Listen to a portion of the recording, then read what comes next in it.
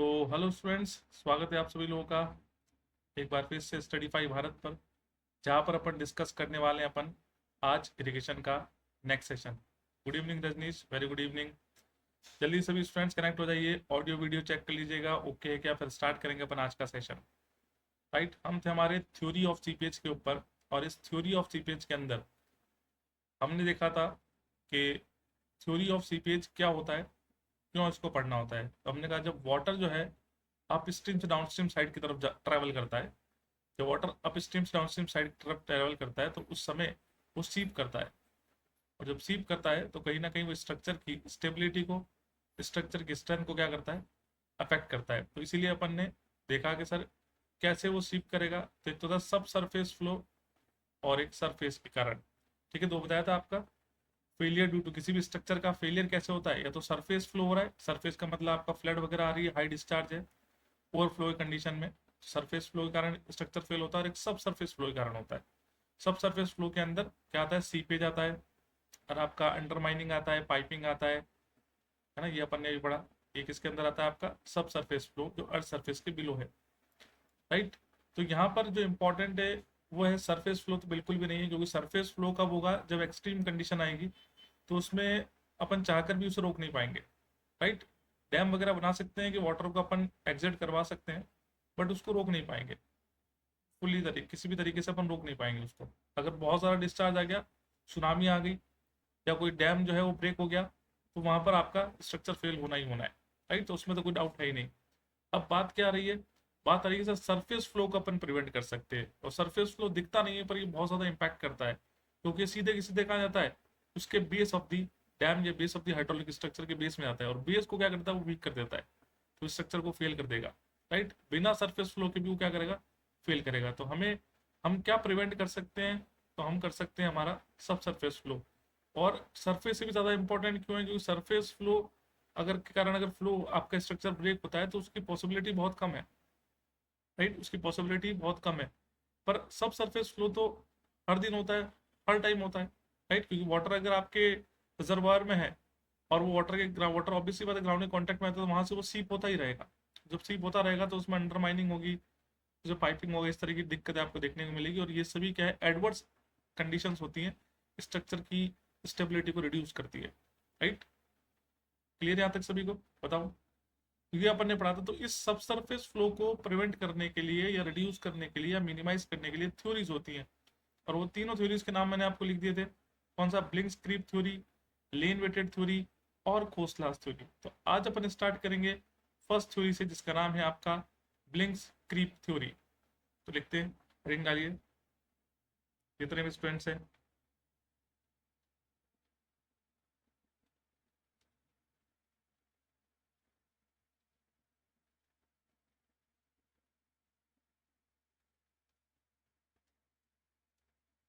Ring डालिएगा। Bligh's creep theory,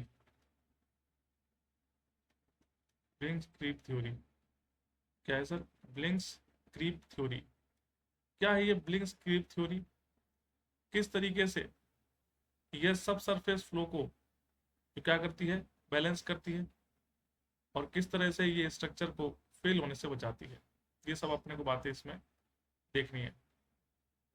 हमने कहा कि सर ब्लिंक्स क्रीप थ्योरी सबसे पहले क्या पढ़ना है, इसके अजम्पशन पढ़ने हैं। ठीक है, और ये किसके रहती है, सब सरफेस फ्लो के। सबसे पहले लिखो कि यह थ्योरी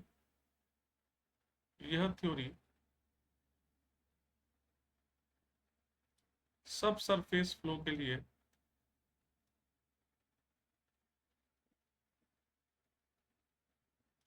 सब सरफेस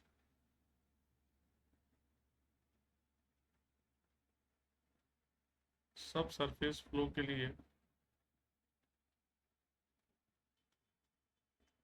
सूटेबल होती है।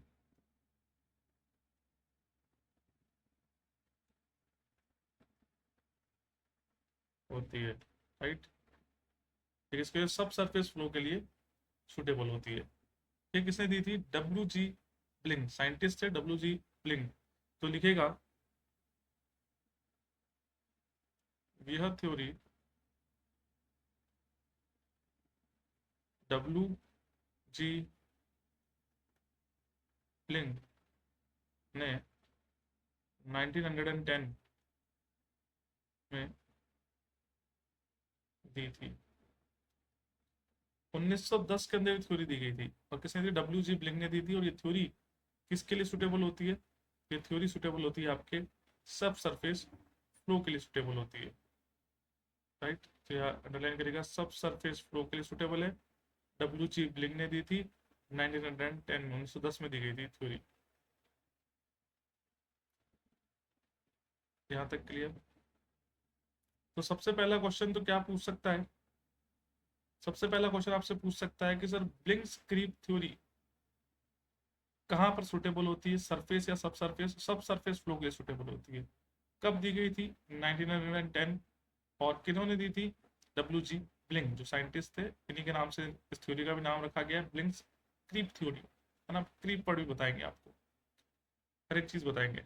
चले आते हैं इसके अजम्पशंस पर। यहाँ से क्वेश्चन आते हैं आपके। सबसे पहला क्वेश्चन जो आएगा वो आता है आपके अजम्पशन से। हेडिंग डालिएगा, एजम्पशन, अवधारणा।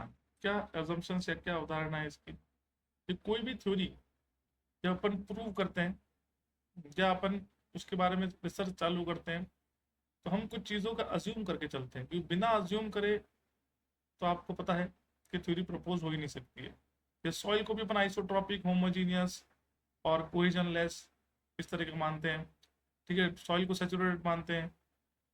पार्टिकल्स जो सॉइल होता है उसको, क्ले पार्टिकल को अपन स्फेरिकल मानते हैं। ये सभी असम्पशंस पढ़े थे ना अपन ने, ठीक है। वॉल्यूम चेंज नहीं होगा during the theory, during the permeability theory के अंदर बोला ना, वॉल्यूम चेंज नहीं होता डार्सीज लॉ के अंदर। तो ऐसा हो सकता है क्या? तो ये सभी क्या असम्पशन है कि किसी भी थ्योरी को अगर आपको डिराइव करना है तो उससे पहले कुछ असम्पशंस मानने होंगे, उसी के बेसिस पे अपन थ्योरी को डिराइव कर सकते हैं। तो असम्पशंस की बात करते हैं। तो फर्स्ट असम्पशन मैं आपको बताता हूँ क्या है। कि पहला असम्पशन जो माना गया वो क्या माना गया? कि परकुलेटिंग वाटर जो है, जो वाटर परकुलेट करेगा, जो वाटर सीप करेगा उस ग्राउंड आपके सॉइल से, वो कहाँ से होके पास करेगा? Base of the impervious floor, impervious floor के बेस से, जो कि किससे कांटेक्ट में? जो सब सॉइल के कांटेक्ट में है। तो कहते हैं परकुलेटिंग water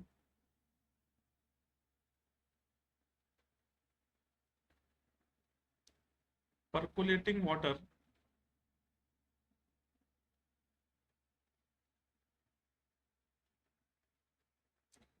uh, percolating water base of the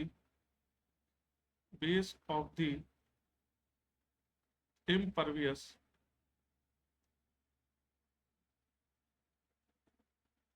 floor से क्रीप करेगा। क्रीप का तो फ्लो करेगा, है ना। क्रीप का तो फ्लो करेगा। कि परकुलेटिंग वाटर कहाँ से पास करेगा? तो base of the impervious floor के बेस से क्रीप करेगा, क्योंकि कांटेक्ट है, जो कि सब सॉइल कांटेक्ट में है, जो कि सब सॉइल के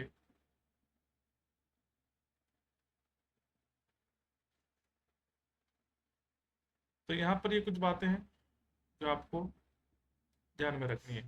कि जो परकुलेटिंग वाटर है, कि अपस्ट्रीम साइड से डायग्राम बनाएंगे अभी, कि अपस्ट्रीम साइड से पानी डाउनस्ट्रीम साइड की तरफ जा रहा है या फिर सॉइल के अंदर जा रहा है, तो वो इम्परवियस फ्लोर की बेस से पास करेगा। और जो बेस है वो किसके कांटेक्ट में है? नीचे सब सॉइल होगी तो सॉइल कांटेक्ट में है, ठीक है। तो बेस से पास करेगा, ऐसा अपन कह रहे हैं, ऐसा माना गया। दूसरा, किससे जो हेड लॉस होता है वो क्रीप लेंथ के प्रोपोर्शनल होगा। हेड लॉस डायरेक्टली प्रोपोर्शनल होगा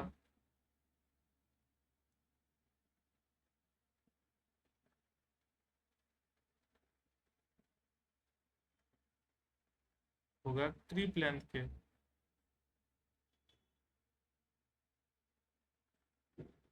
हेड लॉस जो है डायरेक्टली प्रोपोर्शनल होगा क्रीप लेंथ के। तो क्रीप लेंथ के ही डायरेक्टली प्रोपोर्शनल होगा।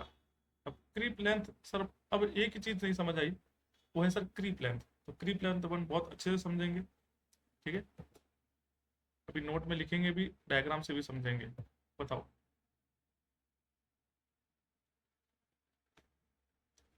कि क्या कहा कि ब्लिंक्स क्रीप थ्योरी जो थी बेसिकली सब सरफेस फ्लो के लिए थी।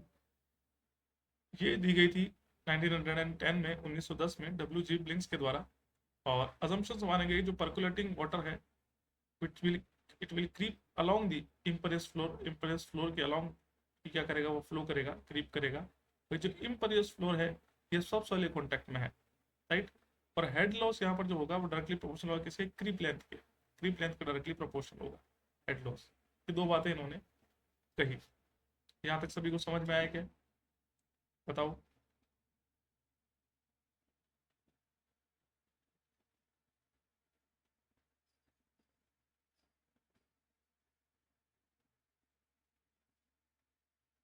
बताओ भाई, यहाँ तक सभी को क्लियर हुआ क्या? ये कोई डाउट है?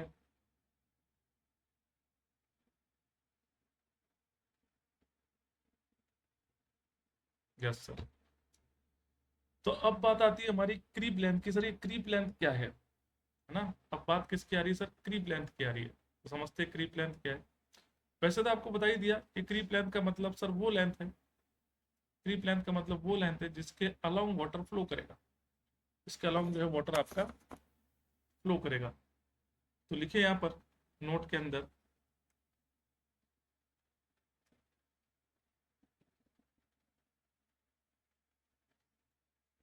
नोट में लिखें कि sir creep length travel by the percolating water is known as creep length. ये कहते हैं the length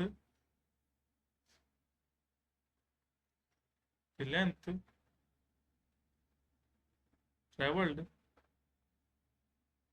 by the percolating water is known as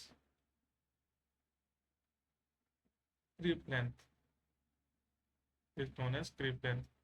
कि वो लेंथ जो पर्कुलेटिंग वाटर, जब पानी बह रहा है, वो बहता हुआ पानी जब अपस्ट्रीम डाउनस्ट्रीम साइड की तरफ जा रहा है तो उसने कितनी लेंथ को ट्रेवल किया है, उसी को क्रीप लेंथ कहते हैं, है ना।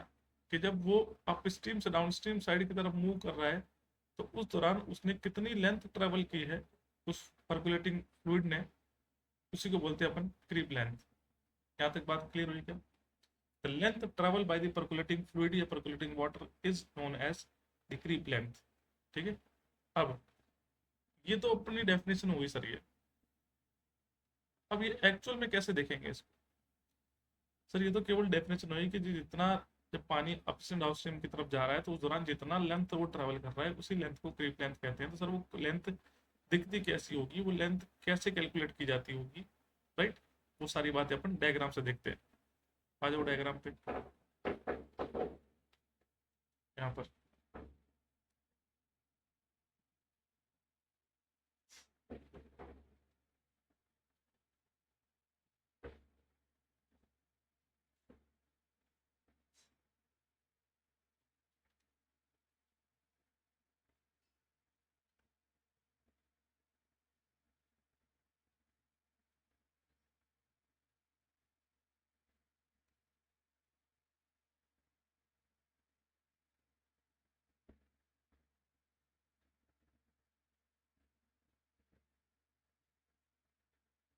डैप बनाते हैं।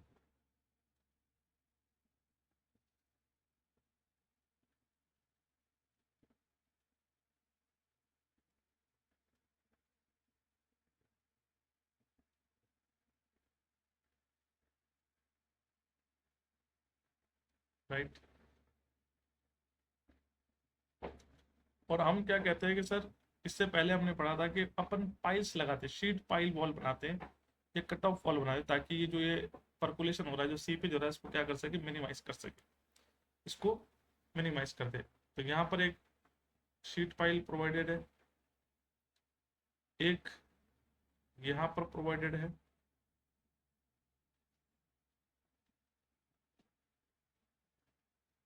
और एक यहाँ पर प्रोवाइडेड है।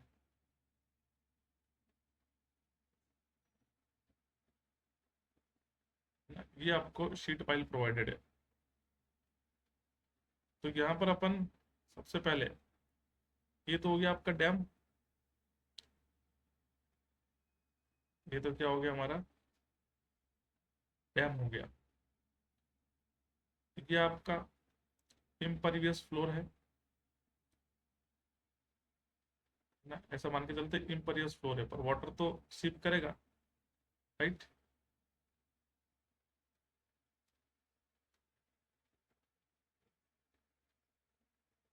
ये आप स्ट्रीम हेड है वाटर का, और यहाँ पर आपका डाउन स्ट्रीम हेड है।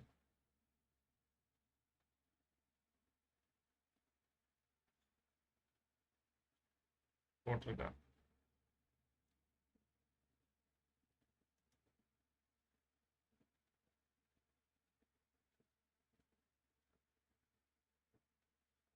ये अप स्ट्रीम साइड है, और ये सर आपकी डाउन स्ट्रीम साइड है। अगर ये एच है, ये एच बी है ना। अपस्ट्रीम हेड को अपन ने बोला कि सर ये एच है,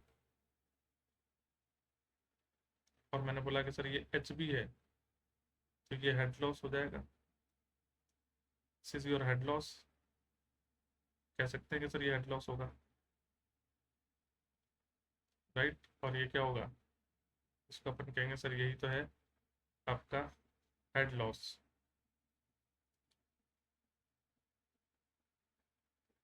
हेड लॉस, और यहाँ पर अपन इसको कैपिटल एस से बता दिया।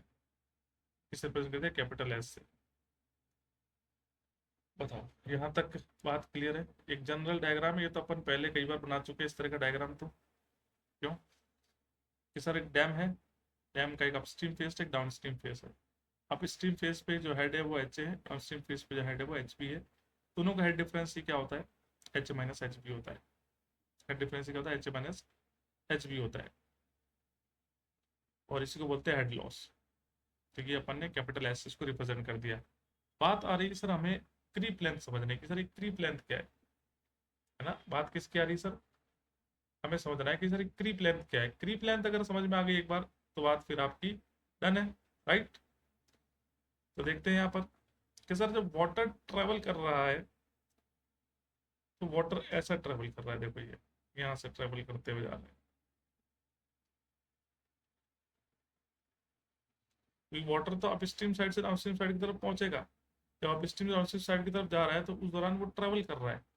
और वो ट्रेवल कर रहा है, वो कैसे कर रहा है, ये जो पाइल है, ये जो पाइल है इसके चारों तरफ से होते हुए जा रहा है, राइट। पाइल के चारों तरफ से होते हुए जा रहा है। तो पाइल को अलग कलर से रिप्रेजेंट कर देते हैं। ठीक है, शीट पाइल है, या इसको कट ऑफ वॉल बोल सकते हैं। और ये क्यों बनी जाती है, आप सभी को पता है कि हाइड्रोलिक ग्रेडियंट को कम करने के लिए, और hydraulic gradient critical hydraulic gradient से कम हो गया, तो आप क्या हो जाओगे, प्रिवेंट हो जाओगे इस तरह के फेलियर से। अंडरमाइनिंग हुआ, पाइपिंग हुआ, इस तरह के फेलियर से क्या हो जाओगे सर, प्रिवेंट हो जाओगे, राइट।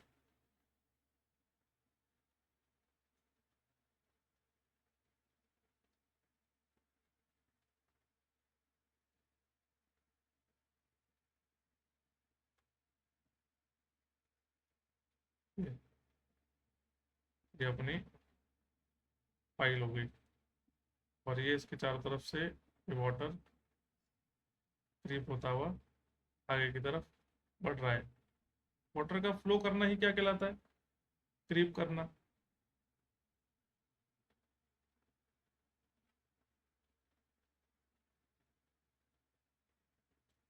ऐसे ही ये वाटर यहाँ से फ्लो हो रहा है, यहाँ से फ्लो हो रहा है। तो जब पाथ इसके अंदर आएगा, बीच में कोई ऑब्स्ट्रक्शन आएगा, तो उसको क्या करेगा, क्रॉस करते हुए आगे की तरफ जाएगा।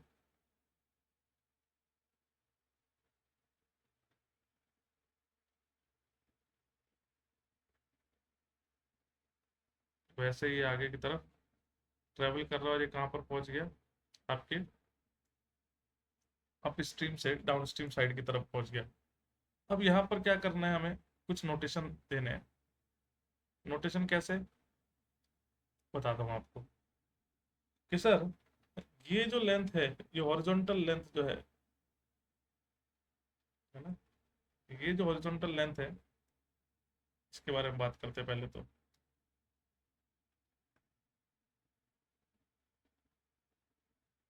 एक ये हॉरिजॉन्टल लेंथ दिख रही है, और ऐसी ही लेंथ अपने को यहाँ पर भी दिख रही है, यहाँ से लेके यहाँ तक।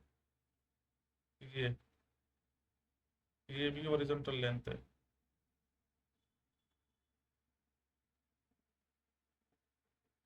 राइट। तो ये जो लेंथ है, इस लेंथ को अपन ने कहा कि सर ये क्या है, B1 है। और इस लेंथ को अपन ने क्या कहा कि ये कौन सी है, B2 है। ऐसे ही है, वर्टिकल लेंथ भी है अलोंग दी शीट पाइल या कट ऑफ वॉल, इनको भी रिप्रेजेंट करना है।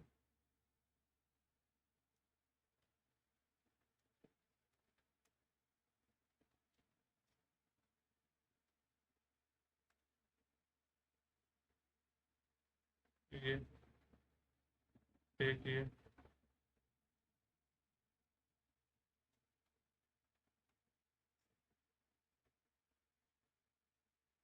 और एक ये।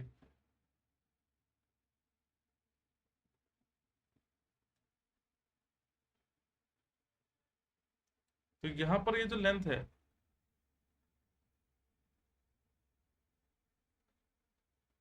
यहाँ पर ये जो लेंथ है, इस लेंथ को क्या कहेंगे, इसको बोलेंगे डेप्थ। ये D1 डेप्थ है, ये D2 डेप्थ है, और ये D3 डेप्थ है। D1, D2 और D3, और ये B1 और B2। क्लियर। अब बात कर रहे हैं कि सर वाटर यहाँ से एंटर कर रहा है, वाटर क्या कर रहा है सर, यहाँ से एंटर कर रहा है, यहाँ से एंटर कर रहा है, और यहाँ से क्या कर रहा है सर, हमारा एग्जिट कर रहा है। तो अपस्ट्रीम डाउनस्ट्रीम साइड की तरफ ट्रेवल कर रहा है वो,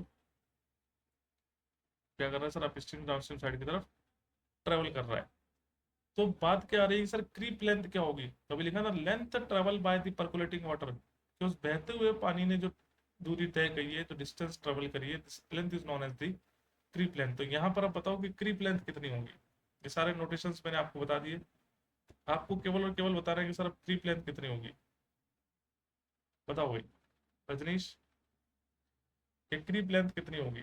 डायग्राम को देख के पता कर रहे हो ना कि सर पानी कहाँ से स्टार्ट हो रहा है, अप स्ट्रीम साइड से स्टार्ट हो रहा है, कहाँ तक जा रहा है सर, डाउन स्ट्रीम साइड तक जा रहा है। उस दौरान वो ट्रैवल कर रहा है, जब वो ट्रैवल कर रहा है तो एक लेंथ ट्रैवल कर रहा है, उस लेंथ को ही क्रीप लेंथ कह रहे, तो बताओ कितनी होगी क्रीप लेंथ।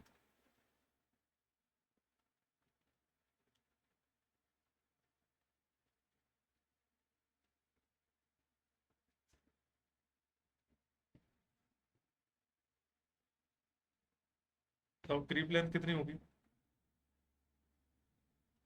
देखिए कितनों का आंसर आता है।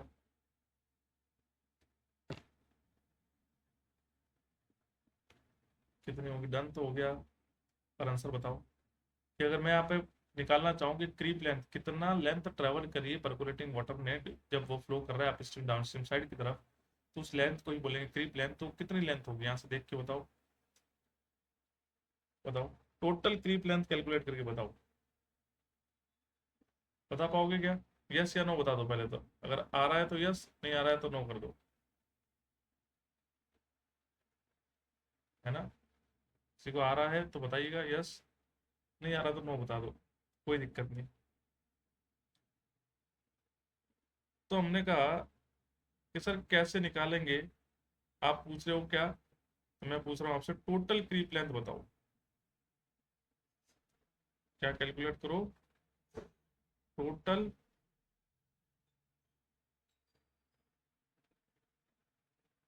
Creep length, total creep length पता करो, राइट। टोटल क्रीप लेंथ क्या होगी सर, कितना उसने क्या करा है, डिस्टेंस ट्रेवल किया है परकुलेटिंग वाटर ने अपस्ट्रीम डाउनस्ट्रीम साइड की तरफ। तो हमने कहा कि सर यहाँ से देखो, तो ये हो गया 2D1।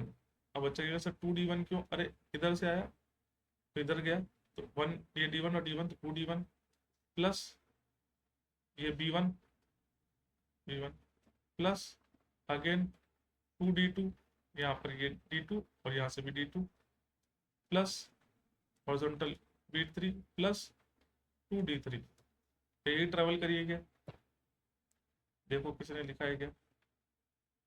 अपस्ट्रीम से वाटर जा रहा है डाउनस्ट्रीम में, बिल्कुल। कितना लेंथ निकली थी? लेंथ जो मैंने आपको लिखी है कि सर 2d1, 2d1 कैसे? वही तो बताया मैंने आपको कि एक साइड और दूसरा फेस, एक फेस और दूसरा फेस, राइट रजनीश?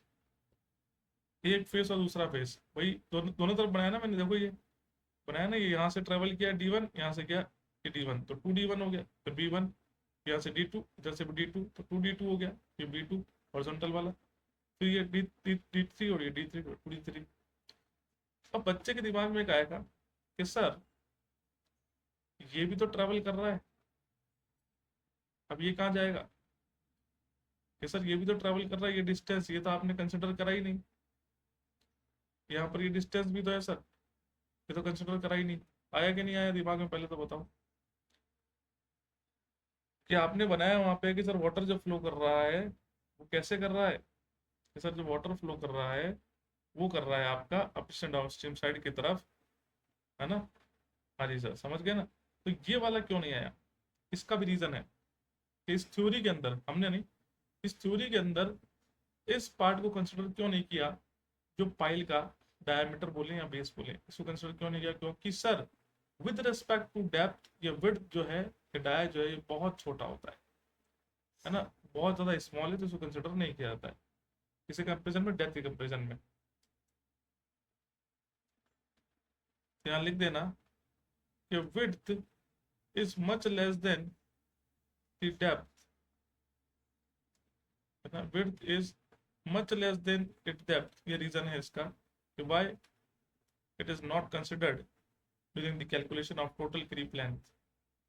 इस पार्ट को क्यों कंसिडर नहीं किया? कि डेप्थ जो है ना सर, ये डेप्थ जो है, इस डेप्थ के करस्पॉन्डिंग विड्थ जो है बड़ी कम है, इसलिए विड्थ बहुत ज्यादा कम है डेप्थ के रेस्पेक्ट में, तो इसको नेग्लिजिबल कर दिया।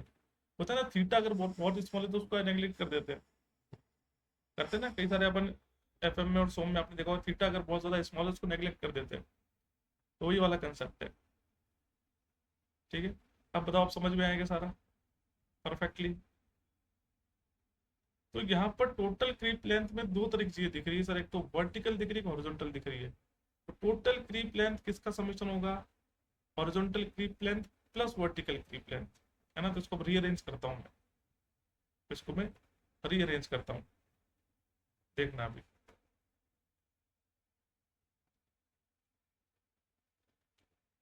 कि sir total creep length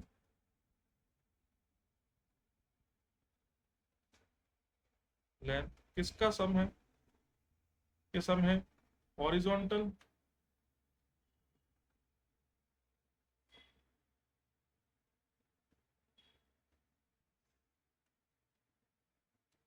plus vertical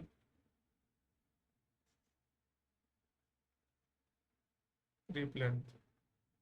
horizontal creep length और वर्टिकल क्रीप लेंथ का सम है।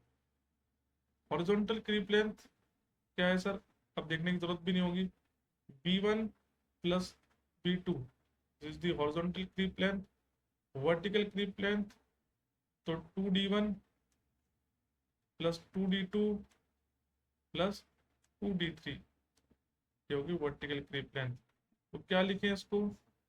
b1 प्लस b2, ये तो हो गया हॉरिजॉन्टल, और वर्टिकल में 2 कॉमन है सभी में, d1 plus d2 plus d3। ठीक है, तो इस तरह से अपन निकालते हैं। तो हॉरिजॉन्टल क्रीप लेंथ और वर्टिकल क्रीप लेंथ का समेशन होता है, और यहीं से निकलता है आपका टोटल क्रीप लेंथ। अब एकदम क्लियरिटी होगी आपको टॉपिक में। बताओ बताओ जितने भी स्टूडेंट्स हैं, क्या आपको परफेक्टली क्लियर है क्या?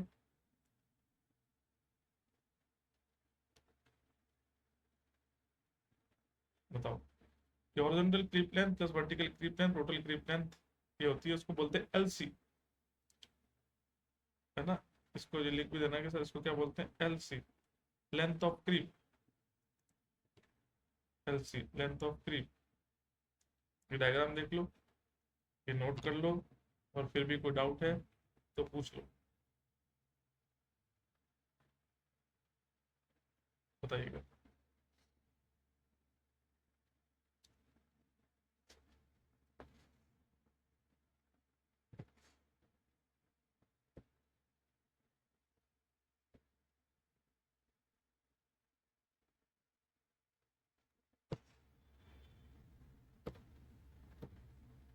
इसको नोट कर लो एक बार, डायग्राम वायग्राम अच्छे से, पीछे क्या लिख रखा है वो भी आपको दिख जाएगा। और डन करो फिर।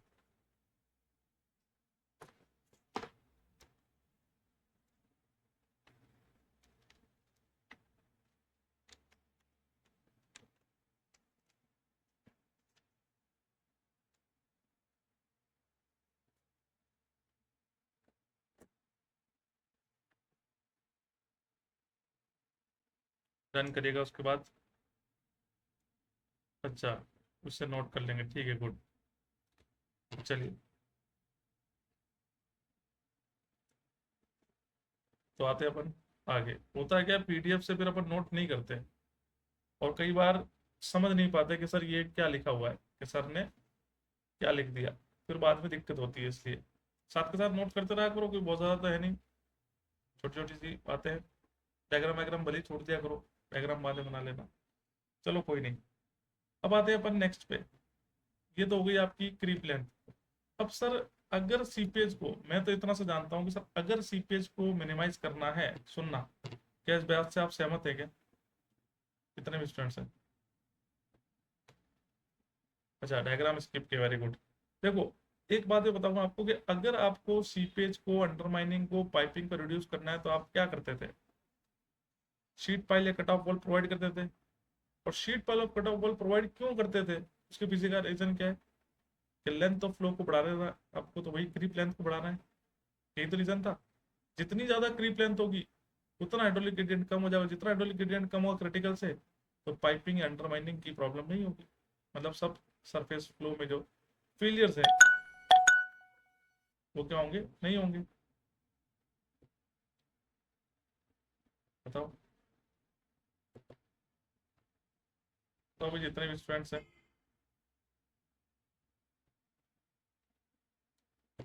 क्या इस बात से एग्री है क्या कि सर बेसिकली हम क्यों यहाँ पर शीट पाइल वॉल या कट ऑफ वॉल प्रोवाइड कर रहे थे?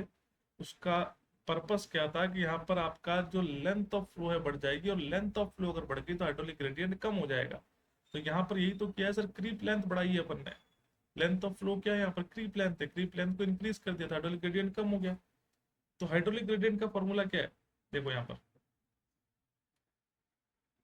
हाइड्रोलिक ग्रेडियंट,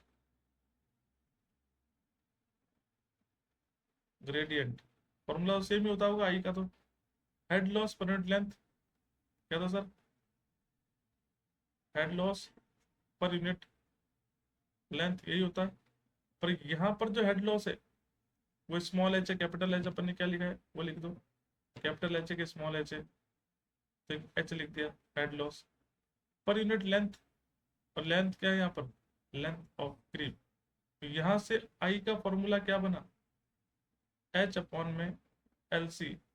स्मॉल एच कर लेना इसको, कैपिटल की जगह स्मॉल कर लेना, या जैसे भी आपको सुटेबल हो वैसा कर लेना,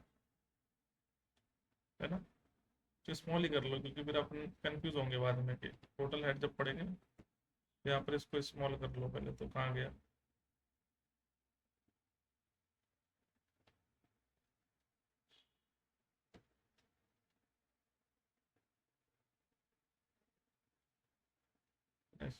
टोटल हेड, फिर वहाँ आगे वाला कर देंगे अपन, टोटल हेड।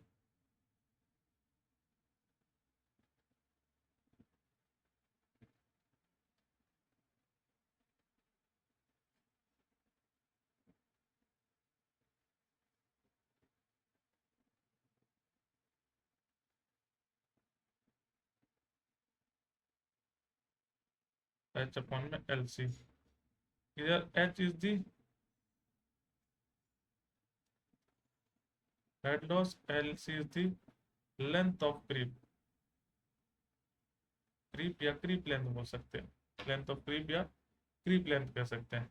तो कुल मिला के यहाँ पर भी अपन क्या कर रहे हैं? अपन वो शीट पाइल वॉल या कट ऑफ वॉल जो थ्योरी दी गई थी, तो वहाँ क्या कर रहा है, एलसी बढ़ा रहे, एलसी बढ़ा रहे तो आई क्या होगा, कम होगा, और आई यदि कम होगा तो आपका स्ट्रक्चर क्या हो जाएगा, सेफ हो जाएगा।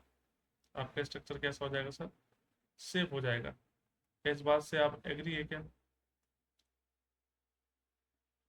क्या इस बात से आप एग्री है क्या, बताओ कि हमारा स्ट्रक्चर सेफ हो जाएगा अगेंस्ट दी सब सरफेस फ्लो, जो अर्थ सरफेस के बिलो है, उस कारण उस फ्लो से भी क्या हो जाएगा, आपका स्ट्रक्चर सेफ हो जाएगा।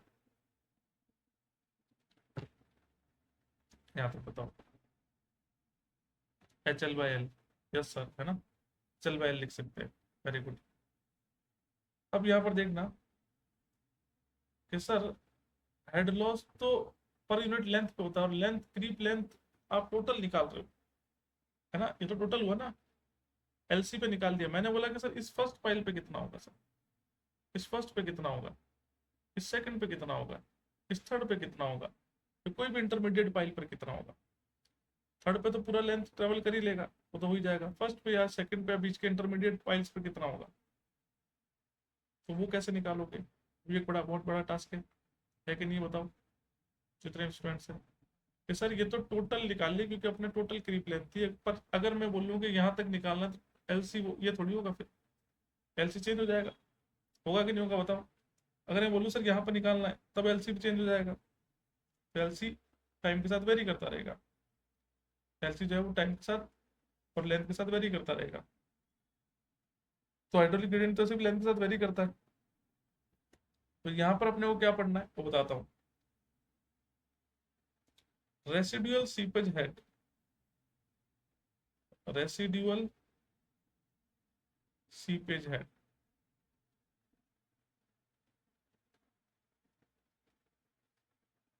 रेसिडुअल सीपेज हेड को अपने को देखना है, रेसिडुअल सीपेज हेड को अपने को देखना है। अब कैसे देखेंगे रेसिडुअल सीपेज हेड, उसके लिए एक बार स्केच बनाओ, कुछ समझ में स्केच से ही आने वाला है, समझ में अपने को स्केच से आने वाला है, इसलिए स्केच बनाना जरूरी है।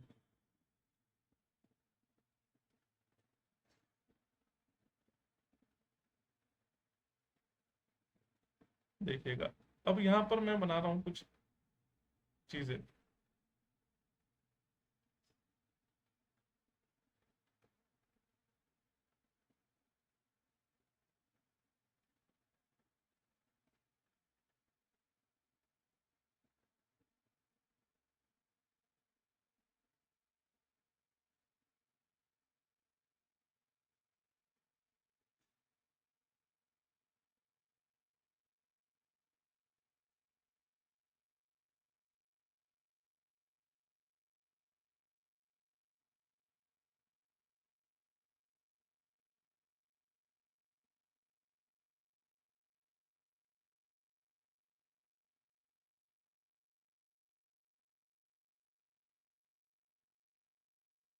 यहाँ पर अपन वही 3 फाइल बनाई थी,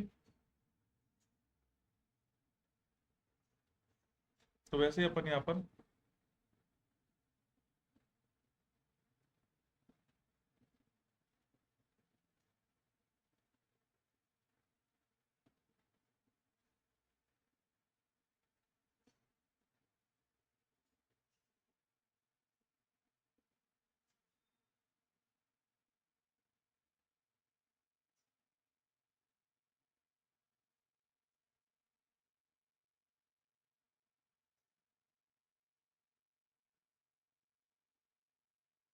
चलिए, तो ये तो था अपना, ये D1 था, ये D2 था, और ये D3 था, राइट।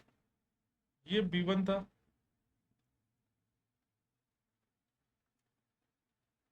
हॉरिजॉन्टल, और ये था आपका B2 था, ये हॉरिजॉन्टल। D1 D2 D3 और B1 और B2। अब जब वाटर यहाँ से यहाँ तक फ्लो हो रहा है तो सर हेड लॉस तो हो रहा होगा, हेड लॉस तो हो रहा होगा सर, और जैसे जैसे लेंथ ट्रेवल ज्यादा करता जाएगा वैसे हेड लॉस बढ़ता चला जाएगा, ये भी आपको पता है कि यहाँ से यहाँ तक फिर अगेन हेड लॉस हुआ, जितना लेंथ ट्रेवल करेगा उतना हेड लॉस बढ़ेगा। और फिर अगेन ये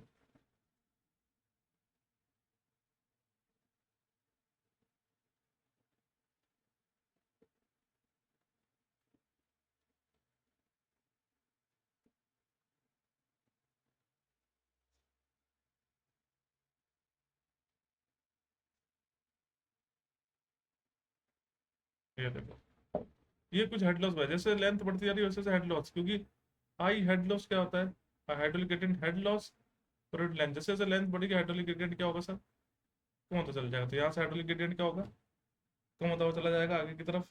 तो ये जो है इसको अपन बोलते हैं पाइल वन। इसको क्या बोला अपन ने, ये पाइल शीट पाइल वन है, ये पाइल टू है, और ये पाइल थ्री है। तो अब रिमेनिंग हेड यदि आपको निकालने हैं, क्या आप बताओ मुझे इस पॉइंट पर हाइड्रोलिक ग्रेडियंट कितना होगा, बताओ जितने भी स्टूडेंट्स है। बड़ी अच्छी थ्योरी है, बहुत कॉम्प्लेक्स नहीं है, आपको लग रहा होगा सर ये कॉम्प्लेक्स है, कॉम्प्लेक्स जरा भी नहीं है अगर आपने समझी तो। नहीं समझोगे तो फिर कॉम्प्लेक्स है। मैं क्या बोल रहा हूँ कि सर पाइल नंबर वन पर आप इतना सा बता दो कि हाइड्रोलिक ग्रेडियंट की वैल्यू क्या होगी, बताओ। पाइल नंबर वन पर हाइड्रोलिक ग्रेडियंट की वैल्यू क्या होगी।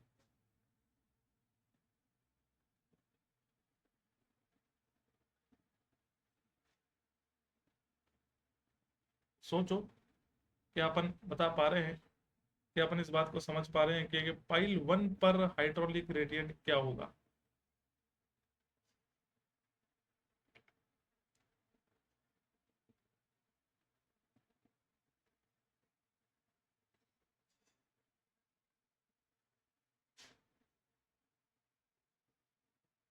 नहीं पता, क्या समझ नहीं आ रहा। एच अपन में एल सी, एच अपन में एल सी तो टोटल ही था। मैं बोल रहा हूँ पाइल वन पे कितना होगा, ये टोटल हो गया एच अपन में एल सी। तो पाइल वन पे, पाइल टू पे, इससे इंक्लाइंड सेक्शन बी वन पे, बी टू पे। तो देखो कैसे निकालना होता है, ये समझना आप कि यहाँ पर निकालना है तो एच अपॉन में एल सी ये तो था ही, पर यहाँ पर लेंथ कितना ट्रेवल करी, टू डी वन। ऐसे इस सेक्शन पर अगर मैं बोलूँ एच अपॉन में एल सी, और यहाँ पर टू डी टू आ जाएगा। और इस सेक्शन में बोलूँ तो एच अपॉन में एल सी और टू डी थ्री आ जाएगा। ठीक है, इससे मल्टीप्लाई कर देना है, जितनी लेंथ वो ट्रेवल कर रहा है उतनी लेंथ उसमें से कट जाएगी, ऑब्वियस सी बात है ना। यहाँ पर होगा इंक्लाइन सेक्शन पे, इस इंक्लाइन सेक्शन की बात कर रहे हैं, है ना। ये तो वर्टिकल सेक्शन की बात थी, ये कलर चेंज कर देते हैं। इस इंक्लाइन सेक्शन की बात कर रहे हैं अब हम। इसे इंक्लाइन से बी वन और बी टू जो है इस पे एच अपॉन में L C into B one हो जाएगा, और एच अपॉन में L C into B two हो जाएगा। ठीक है, टोटल क्यों नहीं होगा, टोटल तो एट द एंड पर होगा। इंटरमीडिएट बोलेगा तो उतना वैल्यू क्या हो जाएगी, वहां पे कम हो जाएगी, तो मल्टीप्लाई कर देंगे उस एक्सपेक्टिव वैल्यू से। वो हॉरिजॉन्टल क्रीप है तो हॉरिजॉन्टल क्रीप प्लेन से मल्टीप्लाई कर देंगे, वर्टिकल है तो वर्टिकल क्रीप प्लेन से मल्टीप्लाई कर देंगे टोटल हेड को। ठीक है, टोटल हेड को।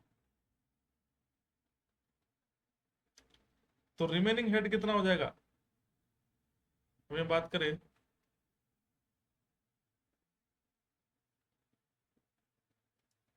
रिमेनिंग हेड कितना हो जाएगा, टोटल हेड में से बचे हुए हेड माइनस कर दो। नेक्स्ट पेज पे लिख देते हैं रुको।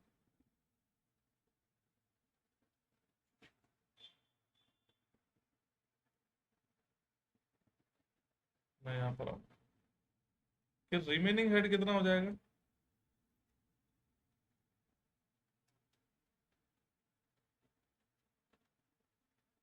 रिमेनिंग हेड बचा हुआ हेड कितना, रिमेनिंग हेड जितना भी टोटल हेड था, इसको एच ऐसे मत लिखो, टोटल हेड लिखो।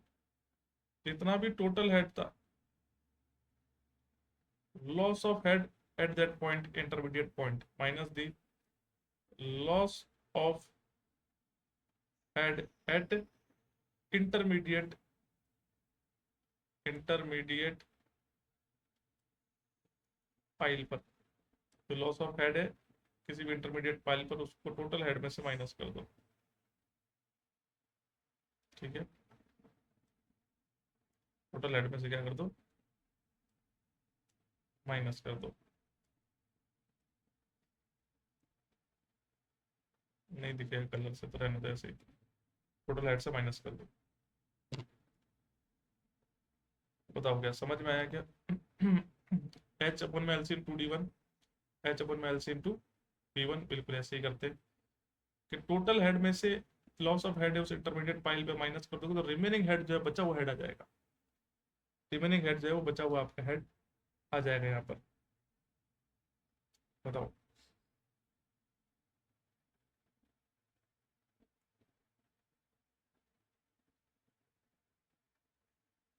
जितने भी स्टूडेंट्स हैं,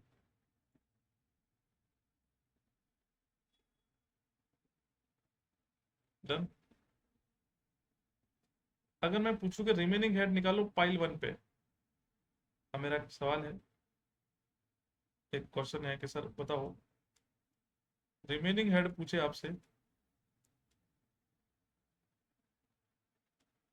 एट पाइल वन पे, पाइल वन पे रिमेनिंग अगर आपको हेड पूछ रहा है तो क्या होगा? तो हमने कहा sir remaining head pile one में पूछ रहा है, जितना भी टोटल हेड है उसमें से हेड जो है उस पाइल वन पे वो माइनस कर दो। कितना था? एच अपॉन में एल सी, और ये कितना था? 2d1, एच अपन में L C into 2d1। Remaining head हो गया पाइल वन पे। ऐसे 2 पे बोले 3 पे बोले निकाल दोगे आप सभी? बताओ, क्लियर हुआ सभी को?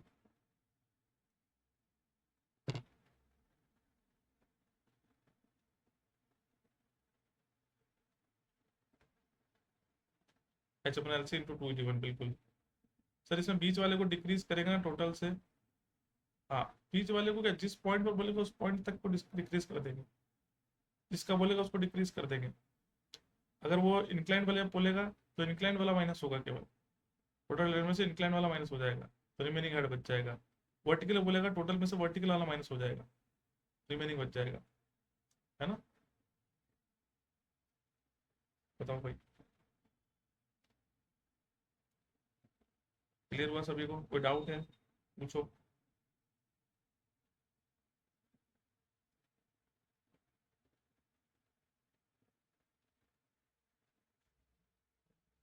ठीक है,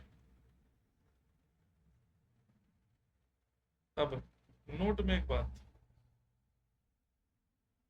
नोट में एक बात कि हमने लिखा था कि सर जो हेड लॉस है, क्या लिखा था कि सर जो हेड लॉस है, हेड लॉस जो है वो डायरेक्टली प्रोपोर्शनल होगा लेंथ ऑफ क्रीप के। अजम्पशन नंबर सेकंड देखना क्या आ जाएगा, लेंथ ऑफ क्रीप के। अब लेंथ ऑफ क्रीप क्या थी? एलसी, और हमें पता है कि हेड लॉस को अपन स्मॉल एच कह रहे थे। अब प्रोपोर्शनलिटी का साइन हटेगा तो कोई ना कोई कांस्टेंट आएगा, और यहाँ पर कांस्टेंट आएगा सी इंटू एल सी। यहाँ पर जो कांस्टेंट आया वो क्या आया? सी इंटू एल सी। और ये सी क्या है? यहाँ पर जो सी है ये आपका कोफिशिएंट है, तो Bligh's creep coefficient, Bligh's creep coefficient है। ये क्या है आपका? ब्लिंक्स क्रीप कोफिशिएंट है। Here C is the Bligh's creep coefficient. तो हेड लॉस डायरेक्टली प्रोपोर्शनल होता है क्रीप लेंथ के, और क्रीप लेंथ थी एलसी, प्रोपोर्शनलिटी का साइन डाला तो क्या हुआ? कांस्टेंट है, और कांस्टेंट जो है सी, उसको बोलते हैं ब्लिंक्स क्रीप कोफिशिएंट। बताओ,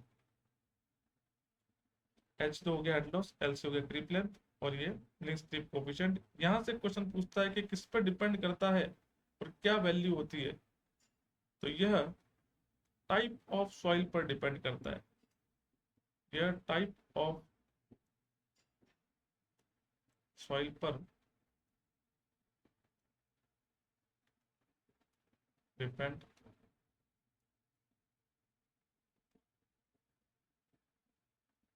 टाइप ऑफ सॉइल पर डिपेंड करता है, इस बात को आपको ध्यान में रखना है। क्वेश्चन पूछता है कि सर जो ब्लिंक्स क्रीप कोफिशिएंट है, कि सर ये जो ब्लिंक्स क्रीप कोफिशिएंट है ये किस पर डिपेंड करता है? तो ये टाइप ऑफ सॉइल पर डिपेंड करता है। याद रखना, किस पर डिपेंड करता है? टाइप ऑफ सॉइल पर डिपेंड करता है। अब इसकी वैल्यूज भी होती है, और ये वैल्यूज की एक टेबल है जो आपको याद रखनी है, यहाँ से डायरेक्टली ऑब्जेक्टिव क्वेश्चंस बनते हैं। यहाँ से क्या बनते हैं? डायरेक्टली आपके ऑब्जेक्टिव क्वेश्चंस बनते हैं। तो पहले तो बताओ यहाँ तक सभी को क्लियर हुआ क्या? पहले जितने भी स्टूडेंट्स हैं पहले तो बताओ कि यहाँ तक सभी को क्लियर हुआ क्या? कोई डाउट है तो पूछो। और इस संडे तक, लास्ट ये संडे है, इस संडे तक आपकी इरिगेशन कंप्लीट करवा देंगे। आज वेडनेसडे हो गया है ना, थर्सडे फ्राइडे सैटरडे और संडे, सैटरडे संडे बड़ी क्लासेस लेंगे और इसको अपन कंप्लीट करा देंगे। तो मेरा टारगेट यही है कि अब इन आने वाले 4 दिनों में इरिगेशन को कंप्लीट खत्म करके और फिर किसी नई सब्जेक्ट की शुरुआत करें। बिल्कुल एवरी टाइप ऑफ सॉइल के लिए, फाइन सैंड के लिए, फाइन क्ले के लिए, सैंड के लिए, है ना, सिल्ट के लिए अलग अलग वैल्यूज होती है। डे में थोड़ा सा बिजी है, डे में नहीं, क्लास तो सर शाम को ही हो पाएगी 6-7 बजे के आसपास। वैसे तो 8 बजे रहती है, आज थोड़ा जल्दी फ्री हो गए थे इसलिए अपन पहले ले रहे हैं क्लास को, राइट। तो अब एक टेबल बनानी है आपको टाइप ऑफ सॉइल और क्रीप कोफिशिएंट की,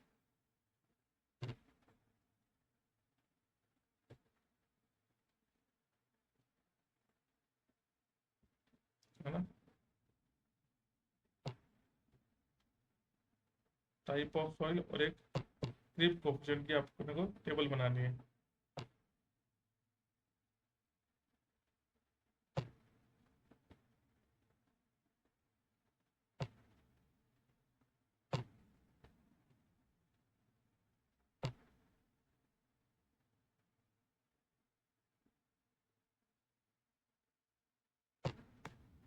ध्यान लिखिए,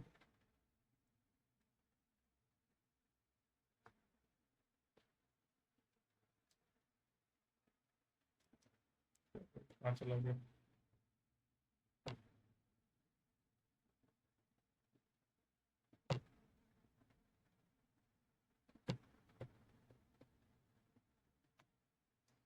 यहाँ पे लिखे टाइप ऑफ सॉइल, यहाँ पे क्रीप कोफिशिएंट सी। तो टाइप ऑफ सॉइल में वन बाय वन सारे नाम आपको लिखने हैं। जैसे फाइन सैंड, यदि फाइन सैंड है तो इसकी वैल्यू होगी 15। यदि कोर्स सैंड है तो इसकी वैल्यू होगी 12। यदि मड है, मड के लिए पूछे तो वैल्यू होगी 6 से 8, 6 से 8।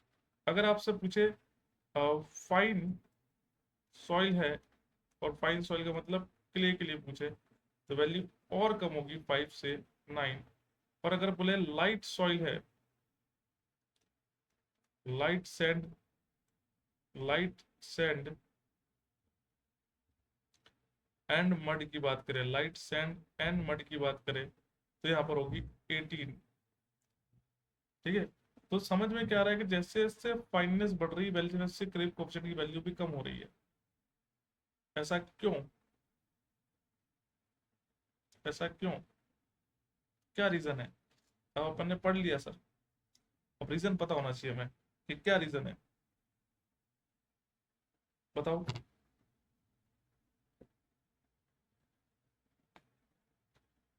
बताओ भाई, क्या रीजन है कि टाइप ऑफ सॉइल के अकॉर्डिंग क्रीप कोएफिशिएंट है यहाँ पर, और कह रहे हैं कि सर फाइन सैंड है तो 15 होगा, कोर्स सैंड है तो 12 होगा, मड है तो 6 to 8 होगा, फाइन सॉइल में अगर क्ले है तो बेसिकली 5 से 9 होगा, और लाइट सैंड और मड है तो 18 होगा। नहीं, ज्यादा कम क्यों है? सैंड में ज्यादा है और सॉइल आपके क्ले में कम है। देखो सैंड में देखो, चाहे कोर्स देखो 12 है, चाहे फाइन सैंड देखो 15 है, लाइट सैंड देखो 18 है, तो क्ले में देखो 5 से 9 है। ऐसा क्यों? क्या रीजन है इसके पीछे? कुछ रीजन है कि अपने आप ही? सोच समझ के बताओ एक सर, कुछ रीजन है कि अपने आप ही ऐसे कर रहे हैं ये, अपनी मर्जी से ही?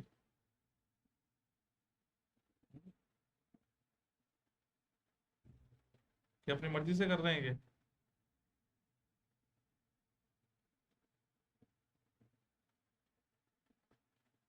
बताओ। हमने कहा कि सर यहाँ पर देखो, इससे पहले में हेड लॉस जो है था वो किसके प्रोपोर्शनल है? सी इंटू एल सी, सी इंटू एल सी। और सी क्या है? क्रीप कोफिशिएंट और एल सी। तो sir head loss, head loss किस में ज्यादा होगा? किस में ज्यादा होगा हेड लॉस? बताओ सर। कोर्स ग्रेन सॉइल में। उसके कारण से मल्टीप्लिकेशन फैक्टर भी किस में ज्यादा होगा? कोर्स ग्रेन सॉइल में। फाइन ग्रेन सॉइल में हेड लॉस कम होगा तो मल्टीप्लिकेशन फैक्टर भी कम होगा, है ना? इसलिए तो फाइन में 15, कोर्स सैंड में 12, मड के अंदर 6 से 9, 8, और फाइन सॉइल के अंदर मतलब क्ले के अंदर 5 से 9, और लाइट सैंड के अंदर 18। यहाँ से क्वेश्चन पूछा भी गया था भैया, लाइट सैंड और मड के रेस्पेक्ट में, लाइट सैंड और मड के रेस्पेक्ट में। और पूछा भी गया था जो हाइड्रोलिक ग्रेडियंट होता है, आई हाइड्रोलिक ग्रेडियंट, हेड अपॉन में एल सी, और एल सी क्या होता है? हेड अपॉन में एल सी। और यहां से लिख सकते हैं कि 1 अपॉन में एल सी। तो कह सकते हैं कि hydraulic gradient is directly proportional to 1 upon में सी, राइट? 1 अपॉन में सी।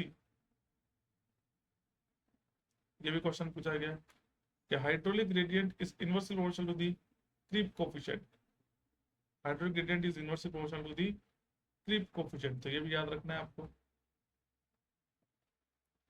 हाइड्रोलिक ग्रेडियंट जो है वो क्रीप कोफिशिएंट के इनवर्सली प्रोपोर्शनल है। तो इसका मतलब क्या हो? जैसे जैसे क्रीप कोफिशिएंट की वैल्यू बढ़ रही है वैसे वैसे हाइड्रोलिक ग्रेडियंट कम हो रहा है। जितना चैप्टर फैक्ट्री आप बढ़ा रहे हो तो उतना क्रीप आपका हाइड्रोलिक ग्रेडियंट कम होगा। जितना हाइड्रोलिक ग्रेडियंट कम होगा इसका मतलब स्ट्रक्चर उतना ही स्टेबल है। क्या इस बात को समझ पाए क्या? बताओ बताओ कि सर कि हाइड्रोलिक ग्रेडियंट जो है वो head loss per unit creep length होता है ना? तो यहाँ से हमने जो कोफिशिएंट ऐड किया था वो किस में ऐड किया था? लेंथ में ऐड किया था। यहाँ से हाइड्रोलिक ग्रेडियंट जो हो जाएगा वो कितना हो जाएगा? 1 अपॉन में सी हो जाएगा, मतलब क्रीप कोफिशिएंट हो जाएगा। तो जैसे जैसे क्रीप कोफिशिएंट बढ़ाएंगे हाइड्रोलिक ग्रेडियंट कम होगा, तो क्रीप कोफिशिएंट से बढ़ने से स्ट्रक्चर की स्टेबिलिटी क्या होगी? बढ़ती जाएगी, तो स्ट्रक्चर सेफ होगा।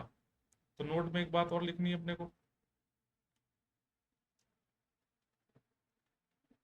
नोट में एक बात और लिखनी, नोट में चल रहा है ये कि यदि क्रीप कोफिशिएंट की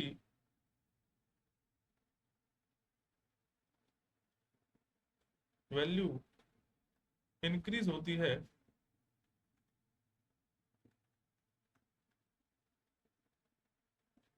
तो स्ट्रक्चर सेफ होगा। बोल सकते हैं स्ट्रक्चर सेफ होगा, क्योंकि क्रीप कोफिशिएंट यदि बढ़ रहा है इट मींस हाइड्रोलिक ग्रेडियंट बढ़ रहा है, घट रहा है। और हाइड्रोलिक ग्रेडियंट यदि घट रहा है तो स्ट्रक्चर की सेफ्टी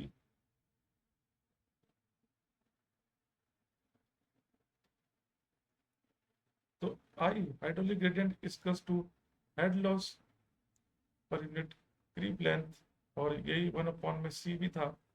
जैसे जैसे अपन सी बढ़ा रहे हैं आई कम हो रहा है। देखो आई कम होता है हाइड्रोलिक ग्रेडियंट, स्ट्रक्चर की सेफ्टी ऑब्वियस सी बात है सर बढ़ती है, बढ़ती है। क्लियर? तो ये एक कंसेप्ट अपन यहाँ पे पढ़ा। अभी तो और एक और कंसेप्ट बचा है, तो यहाँ से अवॉइड क्या हो जाएगा? पाइपिंग अवॉइड हो जाएगी, है ना? तो नोट का ये फर्स्ट पॉइंट था, नोट का क्या था? ये फर्स्ट पॉइंट था।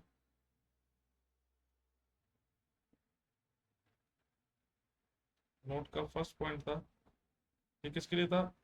ये अवॉइड पाइपिंग, ये पाइपिंग के लिए था। पाइपिंग के लिए क्यों बोल रहे हैं? क्योंकि हेड लॉस बढ़ा रहे हो, क्रीप लेंथ बढ़ा रहे हो, तो आपका हेड लॉस कहीं ना कहीं कम, आपका जो है हाइड्रोलिक ग्रेडियंट जो है वो कम हो रहा है। हाइड्रोलिक ग्रेडियंट कम हो रहा है तो आपका जो है स्ट्रक्चर सेफ हो रहा है। तो पाइपिंग अवॉइड हो जाएगी। ठीक है, तो इस स्ट्रक्चर में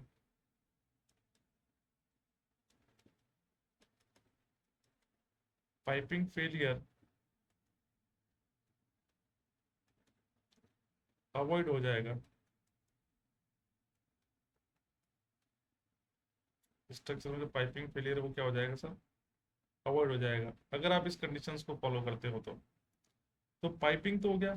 तो पाइपिंग के बाद में एक और फेलियर था ना सब सरफेस फ्लो का, अपलिफ्ट या अंडरमाइनिंग, तो उसके बारे में अपन डिस्कस करेंगे। राइट, उसको ये कैसे काउंटर करता है ना, ये थ्योरी कैसे काउंटर करती है उसको, बताओ। यहाँ तक क्लियर सभी को? ये कोई डाउट है? कोई डाउट है तो पूछो, नहीं तो इसको यहीं पर एंड करते हैं और फिर मिलते हैं आपसे यूट्यूब पर। एक सेशन है आपका match the column session, match the column वाला सा सेशन है, वो अपन स्टार्ट करेंगे आज, उसका पार्ट नंबर 2 है। ठीक है, ओके, तो इस सेशन को यहीं पर एंड करते हैं, मिलते हैं आप सभी लोगों से एक नेक्स्ट सेशन के साथ। Till then, thank you and bye bye.